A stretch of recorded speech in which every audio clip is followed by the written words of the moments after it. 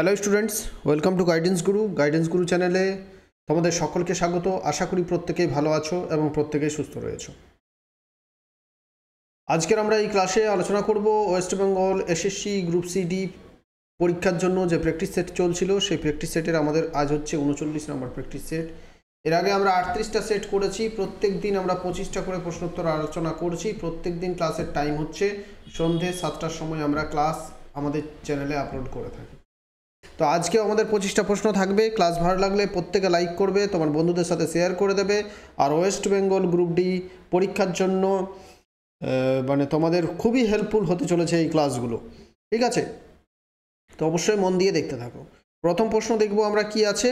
চলে যাব আজকের প্রথম প্রশ্নে। সম্প্রতি কোন কন্নড় লেখিকা আন্তর্জাতিক বুকার পুরস্কার 2025 পেলেন?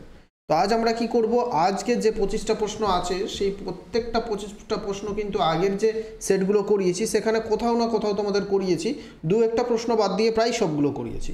তো এখান থেকে প্রত্যেকটা প্রশ্ন বলবো, 5-7 সেকেন্ড সময় থাকবে, সেই সময়ের মধ্যে নিজেরা উত্তরটা চিন্তা ভাবনা করো, তারপর আমি সঠিক উত্তর বলে দেবো এবং প্রত্যেকে তোমরা কাউন্ট করবে কার কতগুলো ঠিক হচ্ছে এবং লাস্টে কমেন্টে জানাবে যে স্যার আমার 25টার মধ্যে এতগুলো ঠিক হয়েছে, ঠিক আছে? তো চলো। তো সম্প্রতি কোন কন্নড় লেখিকা আন্তর্জাতিক বুকার পুরস্কার 2025 পেলেন? কারেক্ট আনসার হচ্ছে বানু মুস্তাক।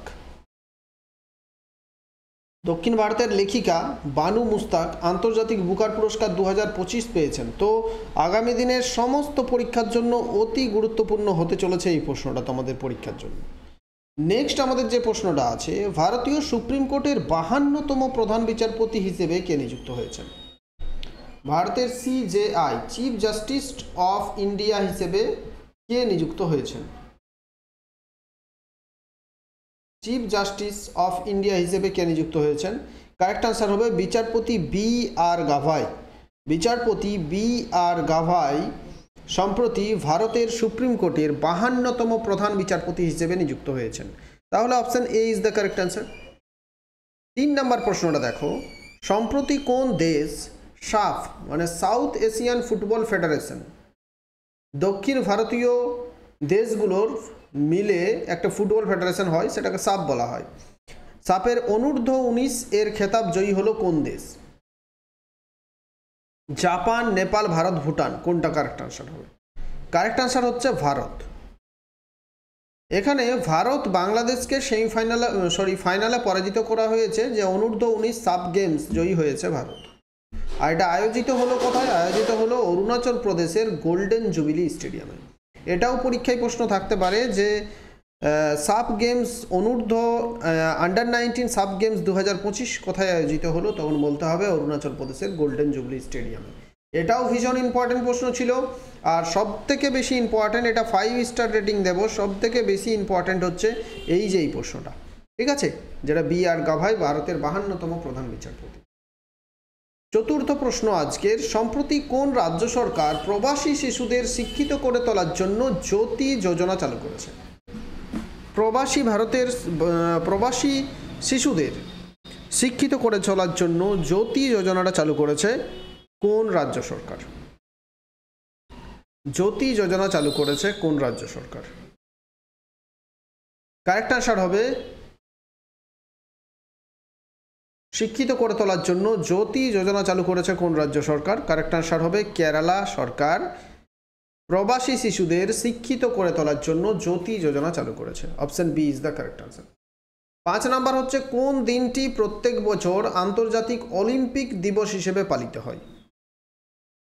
এটা উত্তরটা এখানে করাই আছে, ঠিক আছে? তো এটার কারেক্ট আনসারটা তোমাদের বলেই দিই। কারেক্ট আনসার হচ্ছে 23শে জুন প্রত্যেক বছর আন্তর্জাতিক অলিম্পিক দিবস হিসেবে পালন করা হয়।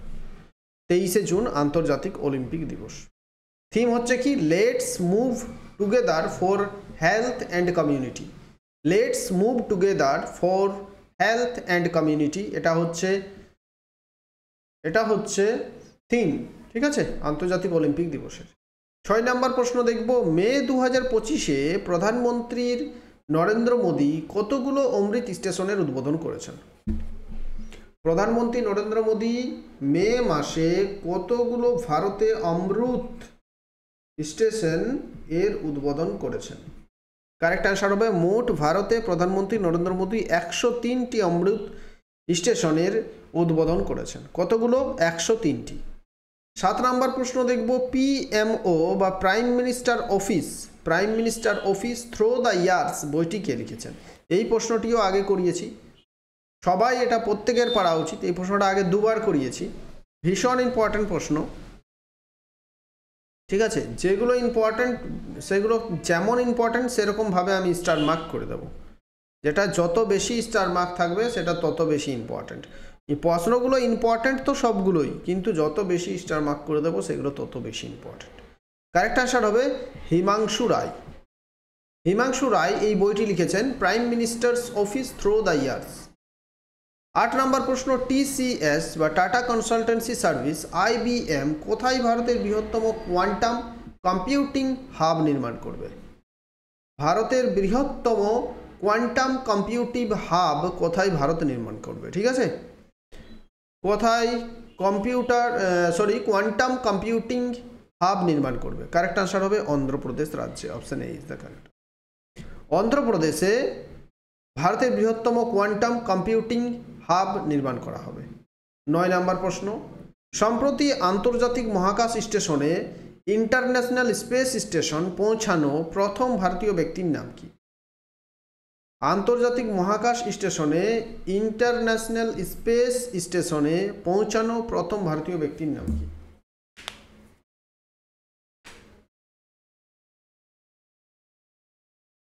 এই প্রথম কোনো ব্যক্তি আন্তর্জাতিক মহাকাশ স্টেশনে পৌঁছালেন ভারতীয় ব্যক্তি, তিনি হচ্ছেন শুভাংশু শুক্লা। এর আগে 1984 সালে প্রথম ভারতীয় হিসেবে মহাকাশে পৌঁছেছিলেন রাকেশ শর্মা। কিন্তু এবারে মহাকাশ নয়, এবারে তিনি মহাকাশ স্টেশনে পৌঁছালেন স্পেস এক্স এর বেসরকারি যানে করে। ঠিক আছে, তাহলে শুভাংশু শুক্লা। 10 নম্বর প্রশ্নটা হচ্ছে, সম্প্রতি প্রকাশিত বিশ্ব সংবাদ স্বাধীনতা সূচক বা 2025 ওয়ার্ল্ড প্রেস ফ্রিডম ইন্ডেক্স 2025-এ ভারতের র্যাঙ্ক কত? তো প্রথম 10টা প্রশ্নই আমরা করলাম, সেই 10টা প্রশ্নই কিন্তু কারেন্ট অ্যাফেয়ার্স থেকে। এর পরের 15টা প্রশ্ন করব আমরা জিকে থেকে। ঠিক আছে, অনেকেই বলছো তোমরা যে আমাকে কারেন্ট অ্যাফেয়ার্সের 15টা প্রশ্ন করাতে, সঙ্গে জিকের 15টা প্রশ্ন করাতে। কারণ জিকের এখানে কারেন্ট অ্যাফেয়ার্স 10টা করাচ্ছি কেন? কারণ কারেন্ট অ্যাফেয়ার্স 15টা করালে প্রত্যেক দিন এত কারেন্ট অ্যাফেয়ার্স কিন্তু নেই। ঠিক আছে, একটা প্রশ্নই বারবার করে করা হবে। সেই জায়গাতে আমরা যদি জিকেটা বেশি করে করি, জিকের সিলেবাস কিন্তু বিশাল বড়। আমরা যদি 15 নম্বর কারেন্ট অ্যাফেয়ার্সের জন্য 500-600 কারেন্ট অ্যাফেয়ার্স পড়ে যাই, খুব বেশি হলে 1000 কারেন্ট অ্যাফেয়ার্স পড়ে যাই তো যথেষ্ট। ঠিক আছে, 500 পড়লেই যথেষ্ট। কিন্তু জিকের ক্ষেত্রে 5000, 10000, 20000 জিকে পড়ে যেতে হবে, তাহলে কিন্তু সেখান থেকে পরীক্ষায় সব পাওয়া যাবে। ঠিক আছে, তো বিশ্ব সংবাদ স্বাধীনতা সূচক 2025 এ ভারতের র্যাঙ্ক হচ্ছে 151। একেবারে লাস্টের দিকে ভারতীয় সংবাদের খুবই খারাপ অবস্থা। মানে নিজস্বতা বলে, ভারতীয় সংবাদ মাধ্যমের নিজস্বতা বলে কিছু নেই। যা ডিরেকশন দেওয়া হচ্ছে সেগুলোই কিন্তু সংবাদ মাধ্যম বলছে, নিজের থেকে নিজস্বতা বলে কিচ্ছু নেই। তাহলে ভারতের র্যাঙ্ক একেবারে শেষের দিকে 151। 11 নম্বর, অশোকের অধিকাংশ শিলালিপি ড্যাশ ভাষায় এবং ড্যাশ লিপিতে লেখা হয়েছিল। অশোকের শিলালিপিগুলো কোন ভাষায় এবং কোন লিপিতে লেখা হতো? অশোকের শিলালিপিগুলো প্রাকৃতীয় ভাষায় এবং ব্রাহ্মী লিপিতে লেখা হতো। প্রাকৃত ভাষায় এবং ব্রাহ্মী লিপিতে লেখা, প্রাকৃত ভাষায় এবং ব্রাহ্মী লিপিতে। ঠিক আছে, 12 নম্বর প্রশ্ন, কলিকাতা বিশ্ববিদ্যালয় কত সালে প্রতিষ্ঠা হয়? ক্যালকাটা ইউনিভার্সিটি কত সালে প্রতিষ্ঠা হয়েছিল? এটার উত্তর বলার আগে একটা কথা বলবো, যদি তোমরা এই সমস্ত ক্লাসগুলোর পিডিএফ সঙ্গে কারেন্ট অ্যাফেয়ার্সের PDF study material, subject wise জিকের স্টাডি ম্যাটেরিয়াল যদি তোমরা এই পরীক্ষার জন্য সমগ্র প্যাকেজটা সংগ্রহ করতে চাও, স্টাডি ম্যাটেরিয়ালের প্যাকেজ, তাহলে তোমরা আমাদের হোয়াটসঅ্যাপ নাম্বার, এই যে নাম্বার দেখতে পাচ্ছ 7001501393, এই নাম্বারে হোয়াটসঅ্যাপে মেসেজ করো। সমস্ত ডিটেলস পাঠিয়ে দেবো যে আমাদের পেড ব্যাচে কিভাবে জয়েন করবে। আমাদের যে টেলিগ্রামে প্রাইভেট গ্রুপটা আছে সেখানে আমরা তোমাদের জয়েন করিয়ে দেবো। সেখান থেকেই তোমরা সমস্ত স্টাডি মেটেরিয়ালগুলো পাবে। কত পেমেন্ট করতে হবে, কোথায় পেমেন্ট করবে, সব কিছু ডিটেলস বলে দেবো। ঠিক আছে, তো আমাদের হোয়াটসঅ্যাপ নাম্বার বলে দিলাম, সেই হোয়াটসঅ্যাপ নাম্বারে তোমরা মেসেজ করো। ঠিক আছে। তো কলকাতা বিশ্ববিদ্যালয় কবে প্রতিষ্ঠা হয়েছিল? 1857 সালে প্রতিষ্ঠা হয়েছিল হিন্দু কলেজ। 1835 সালে কলকাতা মেডিকেল কলেজ। আর এই যে 1857 এটা হচ্ছে কলকাতা বিশ্ববিদ্যালয়। Option C is the correct answer. 13 নম্বর প্রশ্ন দেখব, কোন চোল সম্রাট তাঞ্জোরের বৃহদেশ্বর মন্দির স্থাপন করেন? অতি গুরুত্বপূর্ণ প্রশ্ন। আচ্ছা, স্টার মার্ক করতে আমি কিন্তু ভুলে গেছি, তো সবগুলোই ইম্পর্ট্যান্ট, কিন্তু স্টার মার্ক না করলেও সবগুলোই ইম্পর্ট্যান্ট প্রশ্ন। তো এখানে প্রশ্ন ছিল কোন চোল সম্রাট তাঞ্জোরের বৃহদেশ্বর মন্দির স্থাপন করেন? কারেক্ট আনসার হবে প্রথম রাজা চোল। প্রথম রাজ চোল তাঞ্জোরের বৃহদেশ্বর মন্দির নির্মাণ করেছিল। চোল, পাণ্ড্য এরা কিন্তু প্রচুর মন্দির ভারতে নির্মাণ করেছিল। নিম্নের কোনটি কালিদাস লিখেছেন? কালিদাস কোনটা লিখেছেন? অভিজ্ঞান শকুন্তলম কালিদাস লিখেছেন, মেঘদূতম কালিদাস লিখেছেন, রঘুবংশম কালিদাস লিখেছেন, মালবিকাগ্নিমিত্রম কালিদাস লিখেছেন। তাহলে উপরের সবগুলোই কারেক্ট আনসার হবে। কালিদাস কোনটা লিখেছেন? উপরের সবগুলোই লিখেছেন। 15 নম্বর প্রশ্ন, দিল্লি সুলতানের শেষ শাসক কে ছিল? দিল্লি সুলতানি যদি বলা হয় যে শুরু হয়েছিল কবে? কুতুবউদ্দিন আইবক দাস বংশ প্রতিষ্ঠা করেছিল 1206 সালে। সে সময় থেকে দিল্লি সুলতানের শুরু হচ্ছে। সেখান থেকে একেবারে মোগল সাম্রাজ্যের শুরু হচ্ছে 1526 সালে, অর্থাৎ 1526 সালে প্রথম পানিপথের যুদ্ধে ইব্রাহিম লোদি পরাজিত হচ্ছে। তো এই যে 320 বছর, এই 320 বছর ছিল দিল্লি সুলতান। ঠিক আছে, তারপর আসছে মোগলরা। তো ইব্রাহিম লোদি শেষ শাসক ছিল। বাবরের কাছে ইব্রাহিম লোদি প্রথম পানিপথের যুদ্ধে পরাজিত হচ্ছে। 16 স্বাধীন ভারতের প্রথম আদমশুমারি 1951 সালে পরিচালিত হয়েছিল, যা ছিল তার ধারাবাহিক ধারায় ড্যাশ আদমশুমারি। মানে স্বাধীন ভারতের প্রথম সেন্সাসটা হচ্ছে 1951 সালে। তো এখানে বলছে যে এটা কততম সেন্সাস ছিল। আমরা যদি দেখি তো প্রথম সেন্সাস লর্ড লিটনের সময়কালে 1872 সালে। তো সেই 1872 থেকে যদি হিসাব করা হয় তো 1951 সাল, এই সালটা হচ্ছে 7 নম্বর। ঠিক আছে, অনেক সময় প্রশ্ন আসে যে 2001 সালের যে সেন্সাস সেটা কততম? সেটা ছিল 14তম। লাস্ট সেন্সাস হয়েছে 2011 সাল, এটা কততম? এটা হচ্ছে 15তম সেন্সাস। ঠিক আছে, তাহলে অপশন সি 7ম is the correct answer. 17 number প্রশ্ন, নিম্নের কোনটি ভারতীয় সংবিধানের একটি মৌলিক অধিকার নয়? নিজেরা অপশনগুলো পড়লেই উত্তর করতে পারবে যে কোনটা মৌলিক অধিকার নয়।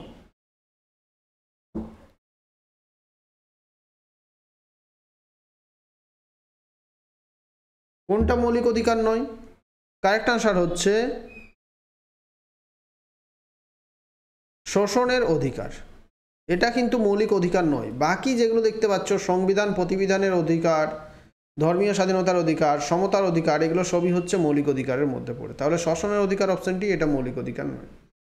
18 নম্বর হচ্ছে নিচের কোন খাতটি অর্থনীতির সবচেয়ে বেশি শ্রম শোষণকারী খাত?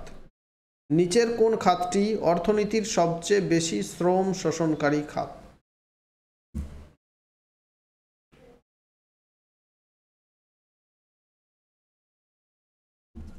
নিচের কোন খাতটি অর্থনীতির সবচেয়ে বেশি শ্রম শোষণকারী খাত? অর্থাৎ অর্থনীতির কোন খাতে সবচেয়ে বেশি শ্রম প্রয়োজন হয়? এটা হচ্ছে কৃষিকাজ। কৃষিকাজে সবচেয়ে বেশি পরিমাণে শ্রম প্রয়োজন হয়। ঠিক আছে, আর সবচেয়ে বেশি অর্থনীতিতে সবচেয়ে কম অবদান, যার সবথেকে বেশি শ্রমিক প্রয়োজন কৃষিকাজে, কিন্তু অর্থনীতিতে অবদান সবচেয়ে কম হচ্ছে কৃষিকাজ। আর অর্থনীতিতে অবদান সবচেয়ে বেশি হচ্ছে এই পরিষেবা খাতের। তো কৃষিকাজ হচ্ছে প্রাইমারি সেক্টর, পরিষেবা খাত হচ্ছে টার্সিয়ারি সেক্টর, শিল্প এগুলো হচ্ছে সেকেন্ডারি সেক্টরের মধ্যে পড়ছে। চলো 19, ভারতের পঞ্চবার্ষিকী পরিকল্পনার সময় রোলিং পরিকল্পনার সময়কাল কত ছিল? রোলিং প্ল্যান কোন সময়টা? পঞ্চবার্ষিকী পরিকল্পনা শুরু হচ্ছে 1951, 51 থেকে 56 প্রথম পঞ্চবার্ষিকী, 1956 থেকে 61 দ্বিতীয় পঞ্চবার্ষিকী, 1961 থেকে 66 তৃতীয় পঞ্চবার্ষিকী, 1966 থেকে 69 এই সময় প্ল্যানিং ছিল না কোনো, 69 থেকে 74 চতুর্থ, 74 থেকে 78 পঞ্চম। ঠিক আছে, এরপর 78 থেকে 80 এই যে সময়টা, এই যে 78 থেকে 80 এই যে সময়টা, এই সময়টা হচ্ছে রোলিং প্ল্যান। ঠিক আছে, রোলিং প্ল্যান বলতে কি, এই সময়টা 1 বছরের প্ল্যান করা হয়েছিল, 1 বছর করে। 1 বছরের করে টার্গেট নেওয়া হয়েছিল, তাহলে অপশান এ। এটা বার্ষিক পরিকল্পনা করা হয়েছিল এই সময় 1978 থেকে 80। 20 নম্বর প্রশ্ন, হিমোগ্লোবিন কোন ধাতু আছে? হিমোগ্লোবিনের মধ্যে কোন ধাতু থাকে? খুব সহজ প্রশ্ন, হিমোগ্লোবিনের মধ্যে থাকে আয়রন বা লোহা। 21 নম্বর প্রশ্ন দেখব, আধুনিক পর্যায় সারণীতে কতগুলো মৌল রয়েছে? আধুনিক যে মডার্ন পিরিয়ডিক টেবিল, সেই মডার্ন পিরিয়ডিক টেবিলে কতগুলো মৌল আছে? মডার্ন পিরিয়ডিক টেবিলে মোট 118টি মৌল আছে। ঠিক আছে, মডার্ন পিরিয়ডিক টেবিলে মোট 118টি মৌল আছে। আরেকটা প্রশ্ন থাকে যে এই যে উলম্ব সারিগুলো, যেগুলোকে গ্রুপ বলা হয়, না সরি, যেগুলোকে কলাম বলা হয়, এই কলাম রয়েছে কতগুলো? সরি ভুল বলছি। এই যে কলামগুলো, এই কলামগুলো কতগুলো আছে? 18টি কলাম আছে পিরিয়ডিক টেবিলে। আর এই যে এইভাবে অনুভূমিক সারি যেটাকে বলা হয় পিরিয়ড, সেগুলো কতগুলো আছে? 7টা আছে। ঠিক আছে, 22 নম্বর প্রশ্ন, ক্ষুদ্র দৃষ্টিকণার সূর্যালোকের সামনে উপস্থিতিতে নিচের কোনটির ফলে রামধনু তৈরি হয়? রামধনু, যেটা বিকেলের দিকে বৃষ্টি হওয়ার পরে রোদ দিলে রামধনু দেখা যায়। রামধনু দেখবে বিকেলের দিকে যখন সূর্য পশ্চিম আকাশে যাচ্ছে, সেই সময় যদি বৃষ্টি হয় বিকেলে 3টা-4টার দিকে, তারপর যদি রোদ দেয়, বৃষ্টিটা থেমে যাওয়ার পর রোদ দিলে দেখবে যখন পশ্চিম আকাশে সূর্য থাকে তখন পূর্ব আকাশে তার বিপরীত দিকে রামধনু তৈরি হয়। ঠিক আছে, তো এর কারণ হচ্ছে কি, সেই সময় বাতাসের মধ্যে বা বাতাসের মধ্যে খুব ছোট্ট ছোট্ট জলবিন্দু থাকে। সেই জলবিন্দুর মধ্যে যখন সূর্যালোক আসে, সেই কিছু সূর্যালোক জলবিন্দু থেকে জলবিন্দুতে আপতিত হওয়ার পরে প্রতিফলিত হয়ে যায়। কিছু সূর্যালোক সেই বিন্দুতে আপতিত হওয়ার পর সেই আলোকরশ্মি প্রতিসৃত হওয়ার পরে সেই আলোকরশ্মি বিচ্ছুরিত হয়। তখন সেখানে 7টা রঙে বিচ্ছুরিত হয়ে যাওয়ার পর উল্টো দিকে পূর্ব আকাশে রামধনু সৃষ্টি হয়। তো কারণ হচ্ছে কি, প্রতিফলন, প্রতিসরণ, বিচ্ছুরণ, এই 3টি কারণেই রামধনু বা রেনবো এটা সৃষ্টি হয়ে থাকে। 23 নম্বর প্রশ্ন দেখব, সৌরভ ঘোষাল কোন খেলার সঙ্গে যুক্ত? সৌরভ ঘোষাল কোন খেলার সঙ্গে যুক্ত? তারপর সৌরভ ঘোষাল, দীপিকা পালিক্কল, চিনাপ্পা, এই যে নামগুলো, বিখ্যাত নাম, এগুলো হচ্ছে স্কোয়াশ খেলোয়াড় সঙ্গে যুক্ত। কোন খেলোয়াড়? স্কোয়াশ। 24 নম্বর প্রশ্ন, লাস্ট প্রশ্নের উত্তরটা আমি বলে দেবো না, এটা তোমরা কমেন্টে জানাবে প্রত্যেকে। ঠিক আছে, ম্যাচ চলাকালীন একটি স্ট্যান্ডার্ড খো দলে কতজন খেলোয়াড় থাকে? ম্যাচ চলাকালীন বলতে বলা হচ্ছে কি, যে খেলার সময় কতজন অংশ করতে পারবে। টিমে তো 15 জন 20 জন থাকতে পারে, কিন্তু যখন খেলাটা হবে তখন কতজন অংশগ্রহণ করতে পারবে? কারেক্ট আনসার হচ্ছে 9 জন। খো খেলাতে 9 জন খেলোয়াড় থাকে। এই প্রশ্নটার উত্তর তোমরা কমেন্টে জানাবে। একেবারে সহজ প্রশ্ন আছে, কোন তারিখ থেকে ভারতের আর্থিক বছর শুরু হয়ে থাকে? প্রত্যেকে ইচ অ্যান্ড এভরিওয়ান প্রত্যেকে কমেন্ট করে জানাও এটার উত্তর। সঙ্গে আরেকটা কমেন্ট করবে যে আজকের যে ক্লাসটা হলো সেই ক্লাসগুলোর মধ্যে তোমার কতগুলো ঠিক হচ্ছে, কতগুলো, এই যে 25টা প্রশ্নের মধ্যে তুমি কতগুলো ঠিক করতে পারছো সেটা একটু কমেন্ট করে জানাও। ঠিক আছে, আর বেশি করে তোমার বন্ধুদের সাথে শেয়ার করো। আর যদি আমাদের পেড ব্যাচে জয়েন হতে চাও তো এই যে নাম্বার দেওয়া আছে, এই নাম্বারে তোমরা প্রত্যেকে মেসেজ করো। থ্যাংক ইউ, ভালো থেকো, শেয়ার করো।